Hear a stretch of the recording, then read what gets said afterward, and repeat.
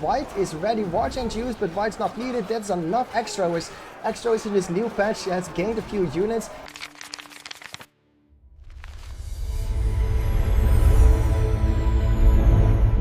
Welcome to Come On My name is Enrique and this is The Ladder. We are watching Pavuk play Charizard, and this time it's a game you can see on the very first screen of The Ladder. Andy is first, Pavuk is second, Smog third, the King is fourth. I'm so happy Smog is back, dude. He's playing so well, he's using fortresses, he's using walls, he's using turrets, and he's getting away with it. Nobody is punishing it, he is crazy. The King is fourth, Max. Love myself a little bit of a Max, Man of the West player. Max, 95% of his games is Man of the West. Dude, he is my example, man. He's been playing only for 3 months and he's already that good. Goethe, of course, the 6th. Have you been playing? Yeah, today it's the 29th, I think. Yeah, it's a Friday, 29th. I'm recording, and Goethe's been playing very well. Dude, defeating those lions as a raptor.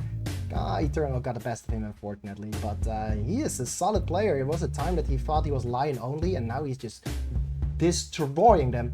Charizard 7th, and that is our player that is facing Pavuk, the Eva expert, the Eva Mendes expert. For a while, Goethe had his name as Eva Mendes or something like that, and Pavuk is the Eva expert, man. He is down there in the trench. Let's go and look at the stats. Here we got Charizard versus Pavuk. It's Angmar versus Isengard. It is in North Mirkwood, one of the newer maps, 60-minute game, so a little short one. I like it. I'm sorting these between 15 and 25 minutes because, you know, people have lives, right? You don't want to look at the replay for that long. I do notice that, unfortunately, because these are 15 between 25 games, there is not a lot of 25 PowerPoints stuff happening. So if you would like some more of that stuff, like 25 PowerPoints, like Army of the Dead kind of games, let me know and we'll just ramp up that time that you need to watch these games and ramp up the video length. But for now, we're playing 15 to 25 games. And yeah, head-to-head history. 4 wins for Charizard. Pavuk is beating Charizard. Obviously, Pavuk, one of the better players here. Nobody played Pavuk. Actually, Charizard played 5 times, lost all of the time. Really doesn't like this map. And the faction win rates, we have Charizard is Angmar, 76 wins, 33 losses. Pavuk is Isengard, 30 wins, 5 losses. And here you see the difference. Let's see who comes on top. Let's go into the game. Welcome to Mirkwood. This is a Pavuk versus Charizard. Charizard on the top left of the map. You see him behind all the beautiful high trees. On the bottom right, we have the Isengard player, Mr. Eva expert, Pavuk himself. Angmar's Charizard, by the way. Maybe I said it the wrong way around. And Charizard going for a very normal opener. Just, it's very difficult to see the map. This is so annoying. I don't like this map. This map is just playing with the visuals. Normal opener, 2 farms into a half the Kingsman. And on the other side, we have the Isengard player, Mr. Pavuk. He is going for a very normal Pit opener. I am thinking about changing the replays a little bit, so changing the names in the replay to say Charizard, or well, this don't just say Charizard, to make Eva Expert just say Pavuk, for example, to make it a little bit more obvious.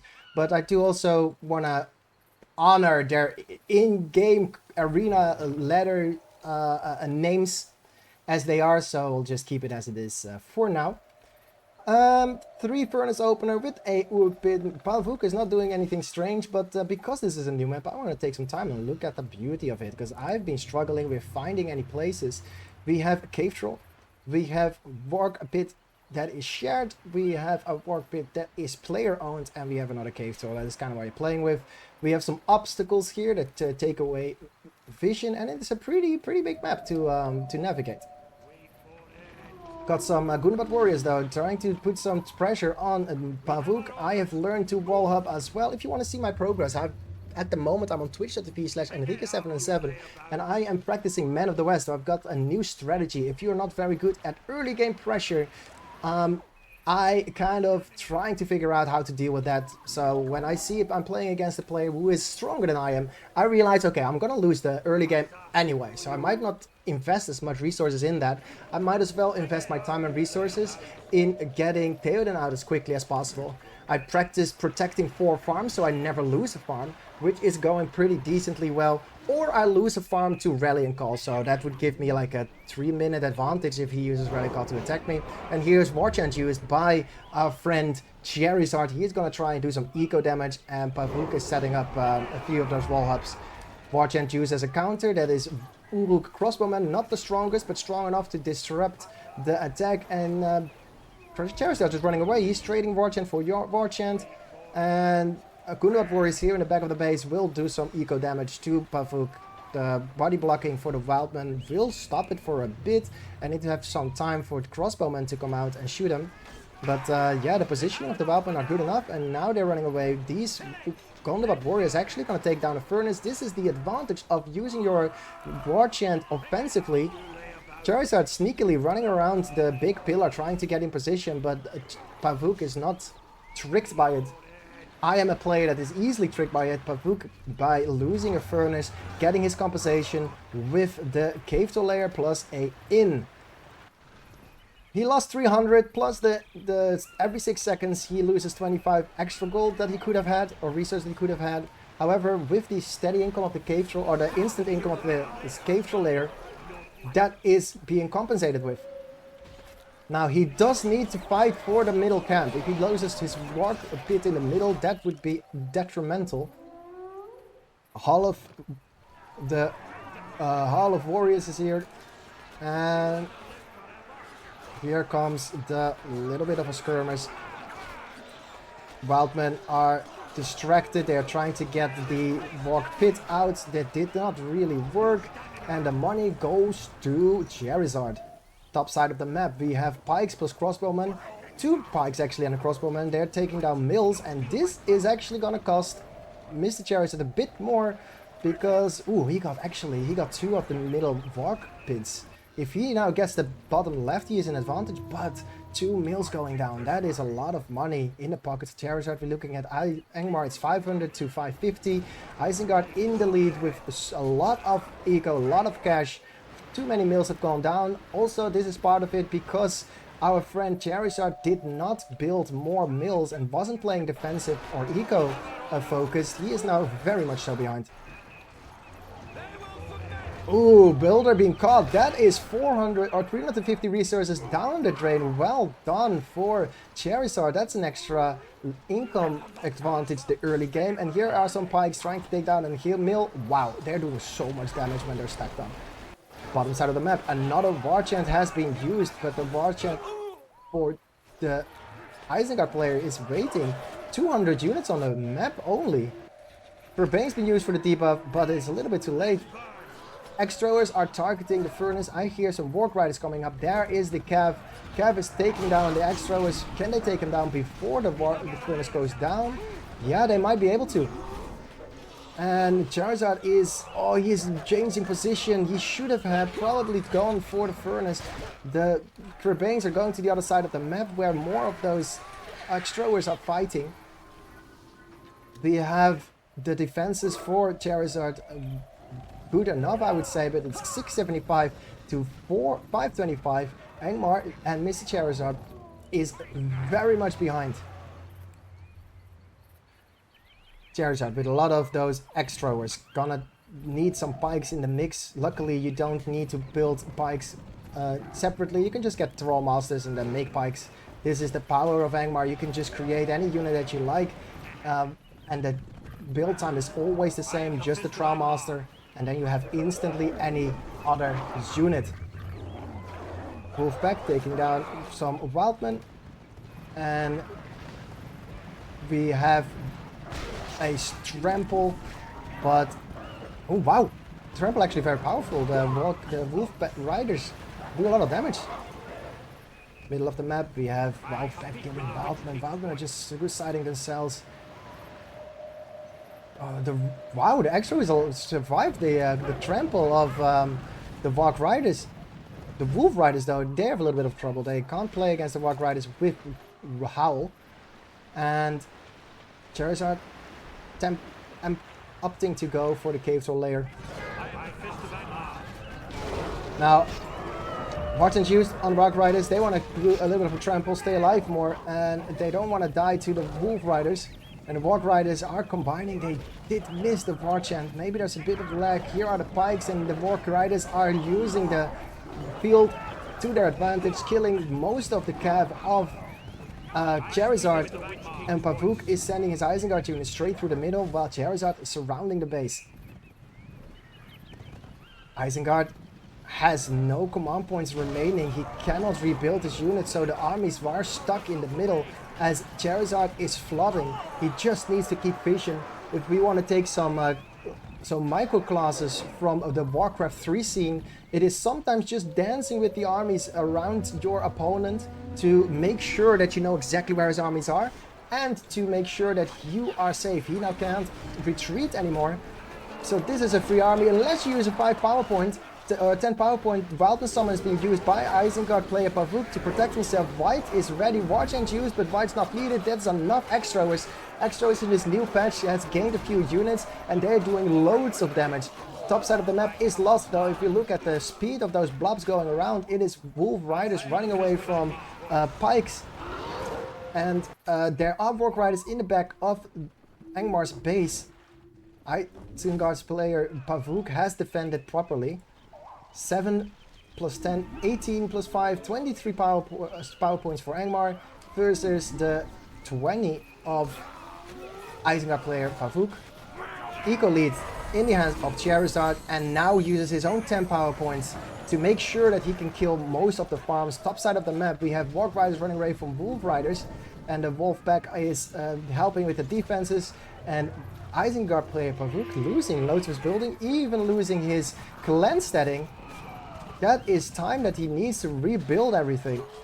Angmar these days very powerful, especially with the sorcerers. The crowd control of sorcerers is immensely powerful. You can freeze heroes with them and that would make it so you would win fights. Heroes, it's pretty much a cripple that Lurch uses, but then with sorcerers. And it is incredibly powerful. Let's see if Charizard is going to make use of it in the middle later. Felwin's used to get everything out of position. Also a little bit of crowd control there. And extras are focusing down the pikes. That means Trample is ready for the Cav. The rest of the Cav is fighting Warg Riders. Pavuk has no army. Pavuk has no army. 550. We use devastations for a little bit of money. That is still 10. So 10, 20, 30 power points used. And we have 10, 20, 30 power points with 10 in the bank. We're waiting for the 15. And Charizard doesn't need anything more. And a lot of pressure is put on the base of the Isengard player Pavuk. Let's zoom out a little bit, see if we can make some sense out of it. The furnaces on the bottom right, it has been taken away from the inn, and Isengard is on the back foot. He has no furnaces on the field, while the mills for Charizard are up and running. They are all over the map, and the builder is still able to build more.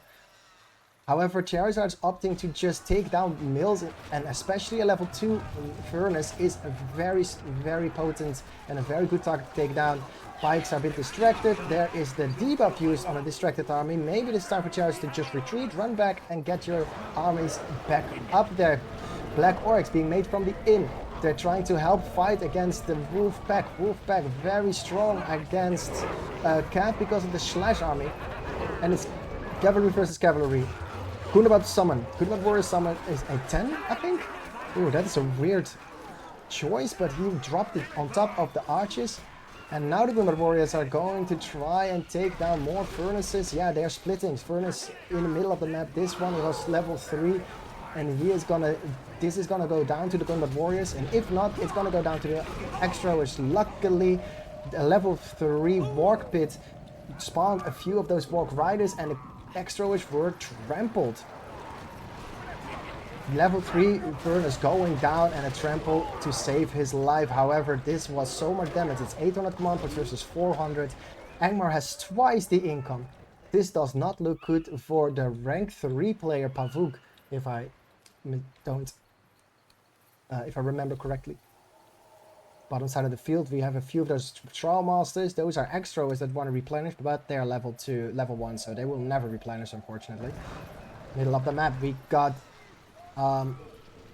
Charizard's army ready to pounce, and it's still tier 1. There are no upgrades, there's no dark ranges, there's no black Numenorians. Oh, actually, is this one? No.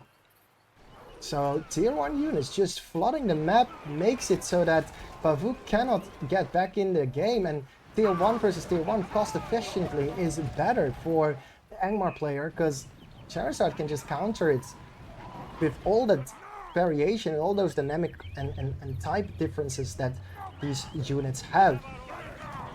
Walk Ride is focusing Wolf Ride is focusing Furnaces if possible. But if we look at the money for Isengard, Isengard is very low. He just spent 300 again to probably make a Furnace somewhere. But Extro is just doing the work. Is there a build? Oh, there's no builder.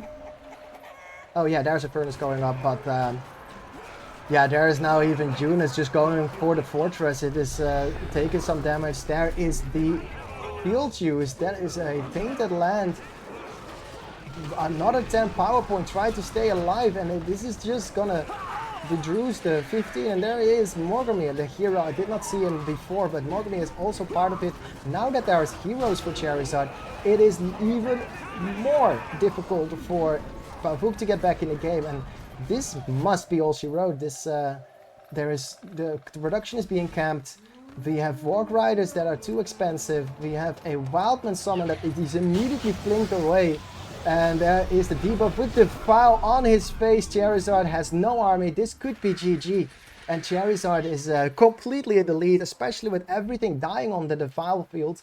That means these lesser whites are going to take down more production. He only has Walk Riders and there are so many bikes. This is probably going to be over really soon. And there is the surrender. Pavuk losing to Charizard. Charizard wins the game. GG.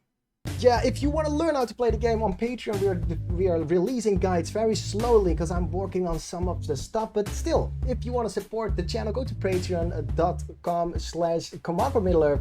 And if you want to support on Twitch, you can go to twitch.tv/Enrique77. And of course, YouTube is available. BFME-ladder.com is a free-to-play game. This is a free-to-play game. You can go to BFME-ladder.com and find the all-in-one launcher. Don't need serial codes, don't need any discs. You can just download the all-in-one launcher and play games with us. This has been Command for Middle-earth. My name is Enrique, and I will see you on the ladder. If you like this video, and if you think this daily idea is pretty awesome to get a little bit of update of the ladder and arena and Battle for Middle-earth, feel free to follow the channel and like the channel, like this video, subscribe to Command Point Middle-earth for more videos, and I will see you on twitch.tv if you want to follow the making of and the production of these videos.